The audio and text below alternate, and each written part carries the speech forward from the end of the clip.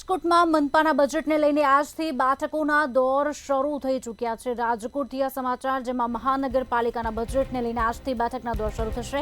મહાનગરપાલિકાના કમિશનર દ્વારા સ્ટેન્ડિંગ કમિટીને 2025-26નું જે બજેટ આપવામાં આવ્યું છે, નવા બજેટને લઈને સ્ટેન્ડિંગ કમિટી દ્વારા રિવ્યૂ શરૂ કરવામાં આવ્યું છે। રિવ્યૂ બાદ સુધારા વધારા સાથેનું બજેટ મંજૂર કરાશે। નવા બજેટમાં ફાયર ટેક્સને નવો ઉમેરો કરવામાં આવશે, જ્યારે ગાર્બેજ ટેક્સમાં પણ વધારો કરવામાં આવ્યો। અંદાજપત્ર વર્ષ 2025-26નું બજેટ માન્ય મ્યુનિસિપલ કમિશનરે 31મી તારીખે બજેટ અમને સોંપ્યું અને આજથી સ્ટેન્ડિંગ કમિટીના ચેરમેન, સ્ટેન્ડિંગ કમિટીના સભ્યો અને વિભાગ વાઇઝ અધિકારીઓની આજથી સમીક્ષા બેઠક ચાલુ થઈ છે।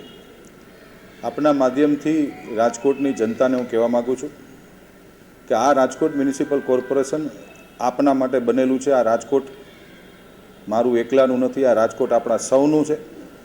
આવનારા વર્ષનું નવું અંદાજપત્ર, નવું બજેટ આપને અનુકૂળ પડે એવી રીતે અમે લોકો ભારતીય જનતા પાર્ટીના શાસકો પ્રયત્ન કરી રહ્યા છીએ અને નવા વર્ષની અંદર સારું અને સરળ બજેટ આપને મળે એવી અમે લોકો પ્રયત્ન કરી રહ્યા છીએ। ખાસ શું મોટી એવી સુવિધાઓ મળશે જે રાજકોટવાસીઓને?